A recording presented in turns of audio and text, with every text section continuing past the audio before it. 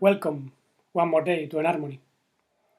And excuse my slight nasal and throat congestion because I've been a couple of days with flu-like symptoms, even though I already cut them off, commanding the body with the vital energy and conscience without accepting the severe degrees of fallen existence, cancelling the torture. Actually, many of us are here precisely to express the will of transforming love, the non-modified humble life, a pure conscience that makes us feel integrated, and a blissful serenity, all the qualities emanated by the Holy One, the being without limits. So our true being is actually one of his expressions, unique in each one, and therefore our purpose is to live from wholeness, never partiality. We must overcome all the lies. And obviously this is not yet understood by most part of humanity, and it was not understood by ancient stellar humanities that preceded us, even though they were very spiritual. Actually, today I'm going to tell you about an encounter that I had with an old Adamic being in another dimension. This is how I see it. And he showed me his view on the purpose of the souls on planets. We'll see if that fits in our view. And this took place around the year 2012, while my physical body was sleeping. I know it was not a dream because normally dreams do not have many causal sequences of events. There are illogical things. You can be walking down the street and suddenly find yourself talking to a lion under the water in a pool, something which might be symbolical but not a causal sequence of events. And in the case of this experience that I had, I found myself traveling in a kind of elongated aerial vehicle, talking with a very beautiful humanoid being. I ignore which kind of race, even though it seemed to me amphibious. But I remember he had a very long neck. His head was not too big. He was very tall, at least 3 heads over me. His skin was sort of bluish, and his movements were very graceful. The closest picture I found was this from Star Wars. And the color of the skin was almost like this, but it was all over the body. And the garment was tighter, I think. Years later, I heard of people who say they met amphibious or bird-like beings in dreams, communicating telepathically with them. And that's something very close to what I experienced, since we also spoke with the mind. And the drawings that these people made also remind me of this being. He was very friendly and emotional, not just a cold mental or violent type, as those reptilians and draconians that are described by other people. He always appealed to my will, asking, "Do you want to see this, or do you want to know that?" And I usually said yes, because I was intrigued by what he said. He was talking about the mysteries of the universe. And at some point in our conversation, the vehicle stopped. I don't know who was the pilot, but we both stepped out on a kind of paved city. I don't remember seeing any buildings. There were some sort of arches, I think. It was not a natural environment. It was very clean, illuminated by some sort of light. I don't know the origin. I guess this was another dimension, but I don't know if in inner Earth or in another planet. And we both walked on one of those paved routes. And soon I realized that several meters ahead from us, there was a group of beings from the same race as the being that came with me. But they were dressed differently, with tight uniforms. It seems to me they belonged to some sort of corporation, perhaps a military squad, I don't know. And I could sense that they were surprised of seeing him with me, as if they thought, what is this congener doing with him? but we ignored them and kept talking with the mind. And it's very little what I remember, since on these subtle levels of experience, the mental body can receive a huge amount of information at once. And when we come to the physical body, where there is constriction, it's very difficult to remember. But I still have flashes, and I especially remember the last part of our conversation when he said, "Do you want to know this particular episode of the history of the universe?" And I said yes, with lots of interest. And he released into my mind a flow of images where I saw sparks of light coming into some planet. That was the last part of the sequence. And this is something I had already seen in other visions. And that's precisely when he told me souls incarnate into planets in order to experience 0-point density.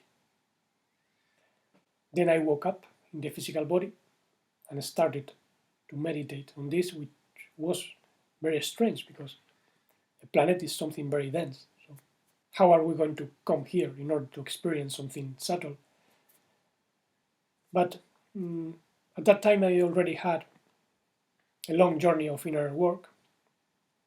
I had practiced lots of meditation, self-study, working with very experienced people, and I thought that the 0-point density was a kind of subtle contemplation, like the Eastern Nirvana, where you experience an expansion in the void.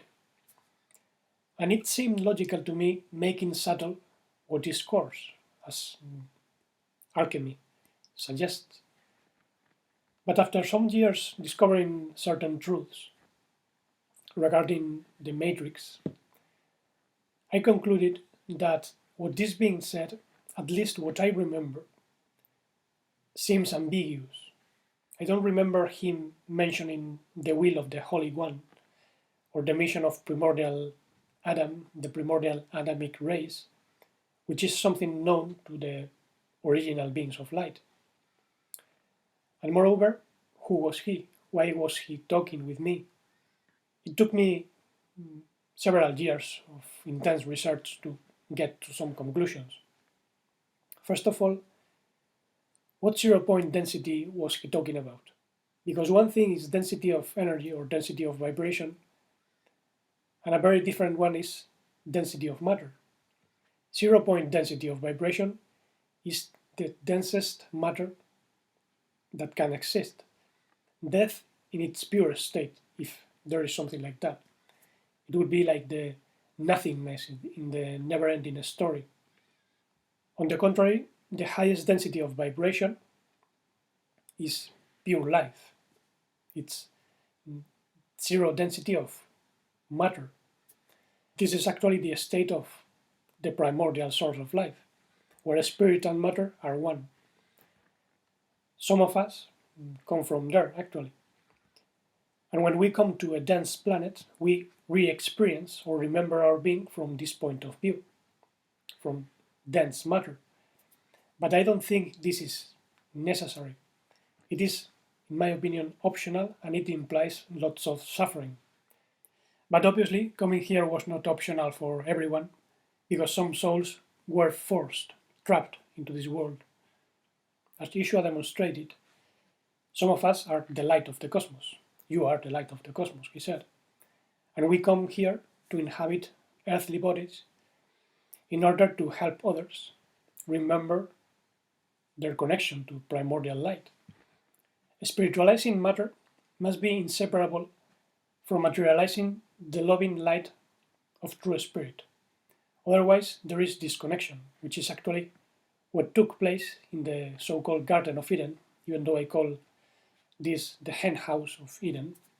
And the following day I might speak of the false serpent wisdom based on spiritualizing matter by creating subtle bodies, which usually causes a problem because these crystallize with pride and they get disconnected from life, which is actually what happened to the first Adamic races, whose spirit the emotional rational personality known as YHVH, became entangled with dense serpentine energy. And this is also what makes people sick today. As it happened to the Israelites in the desert, when they were bitten by snakes and Moses was commanded to make a brazen serpent to make them aware of the cause of their ailment. However, it was Master Yeshua who gave the true key to come out of this situation. He never worked only from the dense mode, but he literally materialized his spirit of loving life and primordial light, cancelling all darkness, all lies. Only thus can the Son of True Adam be raised. As the Master said, the Son of Man currently has no place to lay his head. And this is because, as humans, we only manage to form an astral worm, the so-called tortoise snake, which is literally a torment. But as the Master said, the Son of Man will be raised like the serpent in the desert. Now, why is there darkness and a torturing serpent? Well, according to some religions, the light needs darkness in order to recognize itself in all its richness. But to me, this is the great falsehood of absolute dualism. It is the satanic and Luciferian view, and we see it in the famous movie from the 80s, Conan the Barbarian, when the Serpent King asks Conan, "Who is your father but me, who gave you the desire to live? If I disappear, you would never exist." And this is because the energy of the disharmonized serpent is filled with pride and believes to be independent, the source of life. It's as if our sexual gonads said, "We are your parents." Serpent energy in itself is not bad. It's only a problem when it gets disconnected from the flow of true life. And as I told in the previous episode, the Adam Kadmon, the primordial man, the lineage of primordial Adamic beings coming from this source, could never originate darkness. This was a problem coming from entities, immature entities, from the central nervous system in the cosmic life body, when they did not understand love and they built their own independent dark world, the Matrix, generating duality. And they are called Demiurge God, or the false collective God, fallen architects, fallen Elohim. And given the tremendous unnecessary suffering in planets like this, I doubt very much that darkness is part of a divine plan. That's actually what seems to be stated by religions which consider Satan, the adversary, as servant of the Creator, as if the Holy One needed servants or create anything. The Creator are actually the collective fallen architects that build the Matrix, because the Holy One does not need to create anything, only emanates life. This is why the Sephirotic trees depict the world of emanation above of the world of creation, even though it's not above, but it's deeper. However, all philosophies and New Age religion consider that God needs to experience duality in order to know himself. And this is not true. There is objective conscience and objective consciousness in which we see ourselves mirrored in the other, but not in duality. There is no duality. There is oneness, unicity. Because in reality, absolute unity emanates a unicity of life. And both precede the delusion of duality. This was even known in the mathematics of Pythagoras, where the one, the monad, is not a number but expressed in all numbers, and the three, the symbol of interrelation, the triad, neutralizes duality. This is why the Pythagoreans said that the triad precedes the dyad, which is the fruit of the dual energy, the disharmonized serpent, which is a fantasy, an egotistic hallucination that in places like India is known as Kundalini. Interestingly, the new spiritualities speak of the Kundalini a lot because this energy can give psychic powers, subtle pleasure, colors, beautiful colors, even flower scents like rose scent. And this is not bad in itself, but it can be very deceptive.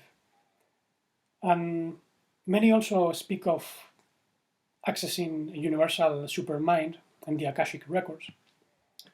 However, many are unaware that this can be altered or interfered by dualistic races. It is true there are records of events, a true cosmic memory, but in the tree of life, the true cosmos, not in this virtual fractal sector that we inhabit. Even modern physics start to admit that this universe is a computational hologram. And nowadays, different elites sell us more and more virtual technology to block our living light, to turn us into robots, into hallucinating machines, as if life were just bits. Many people on the streets are just robots. This is why they do what they do. Even Plato, in the old days, said that since the god Thoth taught writing to humanity, humanity lost many intelligent abilities. And this is obvious. We can no longer communicate telepathically. We don't sense the invisible world. We don't perceive natural sense. And unfortunately, we'll see how in the very near future, many humans will become more robot-like. Now, this dual virtual energy was precisely the deception in which some of the first Adamic beings fell when they ate from the tree of knowledge of good and bad in the hen house of Eden. They already had in themselves the energy of the serpent because they were mixed beings like ourselves. We also have a reptilian nervous system and an energetic system that can be twisted. However, the external appearance of those beings was very different. Those Adamic races were animal creatures from a higher or deeper dimension, obviously, and they looked like amphibians, bird-like creatures, insectoids, serpent-like beings. And this is why we also hear of the famous biped talking serpent in Genesis and other myths. And in Ezekiel 28, they are called the anointed cherub. Cherub is a protective creature. And these beings were anointed with the intelligence of Adam, who was the intellectual soul, and his emotional personality or spirit, the Ruach, which was called Eve. And that is why in Romans 5, Paul himself said that the first Adam was a type of Messiah. Perfect you were in all your ways, but by the multitude of your iniquities, in the unrighteousness of your trade, you profaned your sanctuaries. We will see that in more detail in other occasions, because establishing contracts with this dense physicality and the energy of the serpent is what plunges us into sleep, disease, and chaos. And only assuming the loving will and light of the Holy One can help us wake up from this Adamic dream and not fall like the first morning stars. We are the new emerging morning stars if we are connected. Some of us have the mission of expressing the love to real life as manifestations of primordial Adamic rays, the men of light who never fell. Because here souls, even if they are spiritual souls, are usually trapped in density, practicing many sorts of religion, believing the lies of science and politics, ignoring the true origin of everything, since Their will and conscience has been completely cancelled, and their vital energy is used as energy resource by the astral forces of stepmother nature, which is mechanical, and also fallen self-proclaimed gods who fight nature with technology. This is why we find technological worship in our society today. And both get away from the tree of life. So in their world, everything is external, everything is artificial, and there is no true life. The astral architects play the role of good god, teaching religious rituals and spiritual technology to release certain energies that they need, but they also punish transgressors of the laws, as they did with fallen Adam. And we also know they cut down huge trees in order to lower the vibration of the earth. Many mountains today were trees in the ancient past. The Devil's Mountain in Wyoming, for instance, there are studies about this. And in turn, many fallen Adamic races consider themselves as benefactor gods for modern humanity, teaching delusional ideas. This is, for example, the case of Enki, the famous god of wisdom, lord of water and earth, origin of Adapa, the first amphibious humanity that inhabited the earth, having a more subtle consciousness, because they actually inspired the Mesopotamian legend of Oannes, which was told by a Babylonian priest called Berossus. And he wrote that the fish god called Oannes used to come out of the waters of the Persian Gulf to instruct carnal humans in the arts, sciences, and religion, teaching them how to write, how to plow the earth, how to build temples. And obviously, Oneness was a group of beings, as some tales explain. In Akkadian, he was known as One or Wanna. And this reminds me of the word one and also oneness, unicity, I prefer. And there is no coincidence, because these beings not only taught the art of writing, but their language, which is in every language on earth, conveys the message that modern humanity descends from them spiritually and even genetically. And this is why we have wedded palms. And those beings were also known as the seven sages, also known as Abgalu, water men, and associated, as I said, to the water god Enki, or even considered as an expression of him. Some tales say that Enki sent the Abgalu, and these beings were also depicted with bird heads, maybe in reference to the spiritual or mental bodies. Water is actually a symbol of inner dimensions, the anima mundi, the psyche, the astral realm. Curiously, the Hebrew scripture mentions the worship of Dagon, the fish god. Dag in Hebrew is fish, Daga is the feminine, and this is found in many myths around the planet. For instance, in Mali, the priests of the Dogon tribe claim to have received their wisdom from amphibious beings coming from Sirius. They call them NOMMOS. And many religious leaders carry the fish, ONENESS, and the serpent in their hat. And as you know, Jonah, a symbol of the soul, was swallowed up by a great fish in the Bible story. And this is because in ancient wisdom, this dense universe we inhabit is called the great fish, or Leviathan serpent, which eats up the souls, as it happened to the first stellar Adamic beings, who are trapped in astral dimensions.